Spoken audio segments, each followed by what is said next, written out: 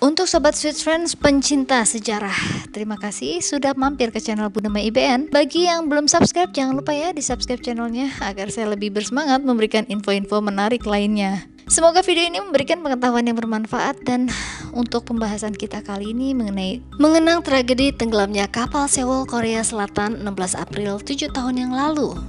Melakukan liburan memang menjadi kegiatan yang menyenangkan bagi setiap orang. Dengan mengambil waktu untuk berlibur bisa merasakan suasana baru yang lebih segar dari biasanya. Sehingga rasa penat dan aktivitas keseharian dapat terobati dengan melakukan perjalanan atau liburan bersama. Bukan hanya dilakukan bersama keluarga, perjalanan liburan ini biasanya juga menjadi agenda rutin sekolah untuk memberangkatkan satu angkatan murid dalam kegiatan studi tour. Selain untuk memberikan suasana baru yang menyenangkan bagi para murid, kegiatan ini juga dimaksudkan agar murid bisa belajar dari lingkungan sekitar, sehingga fungsi edukasi dan rekreasi bisa didapatkan secara bersamaan.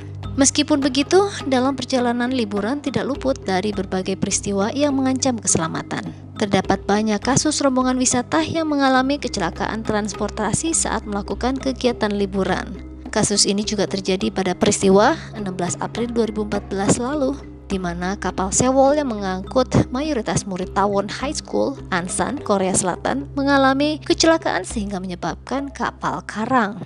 Ini menjadi salah satu tragedi mengerikan yang diingat oleh masyarakat Korea. Bukan tanpa alasan, peristiwa yang dinilai atas kelalaian kapten kapal ini telah merenggut nyawa 304 penumpang dan awak. Peristiwa 16 April 2014, tenggelamnya kapal Sewol bermula ketika kapal feri ini berlayar dari Incheon menuju Pulau Jeju, Korea Selatan. Pada saat itu, kapal Sewol mengangkut 476 orang yang mayoritas adalah murid Danwon High School Kota Ansan yang melakukan perjalanan drama wisata. Pada pukul 8.04 pagi, para penumpang tengah menikmati sarapan yang disajikan di kafetaria. Pada saat yang bersamaan, kapal memasuki Selat Maenggol yang terkenal memiliki arus bawah laut yang kuat. Tidak lama saat memasuki anjungan, kapal dikendalikan oleh third mate yang belum berpengalaman dan harus menghadapi perairan yang paling menantang. Kemudian, tiba-tiba kapal berbelok tajam, miring, lalu terbalik. Beberapa saat akhirnya kapal karam di lepas pantai Pulau Jindo. Saat kejadian tersebut tidak ada panggilan darurat yang dilakukan oleh awak kapal. Namun, terdapat satu murid yang melakukan panggilan pada stasiun pemadam kebakaran setempat untuk meminta pertolongan. Butuh beberapa saat untuk mengidentifikasi bahwa kapal tersebut adalah kapal Sewol. Setelah itu, beberapa kala dan helikopter penyelamat bergegas mendatangi lokasi untuk melakukan penyelamatan. Bukan hanya itu, puluhan tentara dan ratusan penyelam dikerahkan untuk mencari penumpang dan awak kapal yang menjadi korban. Proses penyelamatan ini juga mendapat bantuan dari kapal perang Amerika Serikat yaitu USS Bonhomme Richard yang sedang berpatroli di kawasan tersebut. Dari hasil penyelamatan, sebanyak 304 penumpang dan awak kapal ditemukan dalam keadaan tidak bernyawa. Hanya 172 orang yang berhasil selamat. Kapten kapal dicaci. Pada peristiwa 16 April 2014 melibatkan tragedi kecelakaan kapal Sewol tersebut, kapten kapal Lo Chon-syuk menjadi sasaran hujatan dari masyarakat Korea Selatan. Pria yang berumur 69 tahun tersebut dianggap pihak yang bertanggung jawab atas kelambatan evakuasi saat peristiwa tersebut terjadi. Proses evakuasi baru dilakukan setelah alarm darurat dibunyikan. Saat itu, kapten kapal terbukti tertangkap kamera mengenakan jaket pelampung saat diselamatkan dari dek atas Sewol. Dia bahkan sengaja meninggalkan kapal yang terbaring dan mengabaikan kepanikan para penumpangnya. Saat ditanya mengenai evakuasi yang lambat, Lee berdalih bahwa dia khawatir para penumpang akan hanyut jika mereka meninggalkan kapal tanpa kondisi yang tepat. Namun bukti terakhir justru menunjukkan bahwa sebagian penumpang yang selamat adalah mereka yang memilih terjun ke laut.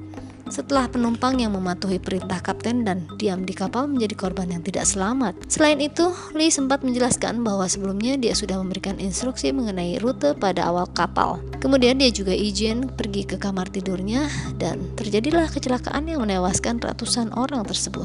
Ditemukan banyak jasad berdesakan di ruangan kapal. Pada peristiwa 16 April 2014 saat kapal Sewol mengalami kecelakaan dan mengakibatkan kapal karang. Terdapat hal menarik yang ditemukan dalam proses penyelamatan. Kapal yang tenggelam dengan posisi miring menyebabkan kabin-kabin kapal terbalik, sehingga para penyelam harus menyelusuri lorong-lorong sempit untuk mencari korban. Dalam pencarian tersebut, penyelamat menemukan sekitar 48 jasad yang berdesakan di salah satu ruangan sempit dengan memakai jaket penyelamat. Kapten Angkatan Laut Kim Jong-Watt saat itu menjelaskan bahwa temuan tersebut diduga banyak penumpang yang terjebak saat kapal miring dan mulai tenggelam. Meskipun telah ditemukan lokasi korban, namun para penyelam mengalami kesulitan dalam mengevakuasi jasad yang ditemukan pada kondisi kapal yang terbalik, dan segala sesuatu yang mengambang menjadi kendala berat bagi para penyelam untuk melakukan penyelamatan. Penyelidikan tragedi pelayaran terbesar yang ada di Korea Selatan. Peristiwa 16 April 2014 yang melibatkan tenggelamnya kapal Sewol ini dinilai sebagai tragedi terbesar di dunia pelayaran Korea Selatan. Hal inilah yang mendorong dilakukannya penyelidikan guna mengungkap kesalahan yang menjadi penyebab peristiwa ini, termasuk dugaan modifikasi kapal yang mungkin berpengaruh pada keseimbangan kapal. Ternyata ditemukan bahwa modifikasi yang telah dilakukan pada tahun 2013 setelah Sewol dibeli oleh perusahaan Jepang, hasil modifikasi tersebut memungkinkan penambahan kapasitas penumpang dari 804 menjadi 921 orang. Dalam penyelidikan tersebut, aparat juga telah menahan kapten dan awak kapal untuk dugaan penyelidikan kriminal. Selain itu, penyidik juga mencari 20 organisasi yang berafiliasi dengan operator kapal feri tersebut, termasuk menggeledah rumah Yo Pyu-en, seorang miliarder di mana keluarganya mengoperasikan kapal Sewol tersebut. Demikianlah video ini, dan sebelum video ini berakhir jangan lupa subscribe channelnya, nyalakan lonceng video ini agar mendapatkan notifikasi update video dari Bunda Mai IBN. Semoga video ini memberikan pengetahuan baru yang bermanfaat, dan sampai jumpa di edisi selanjutnya. Bye bye.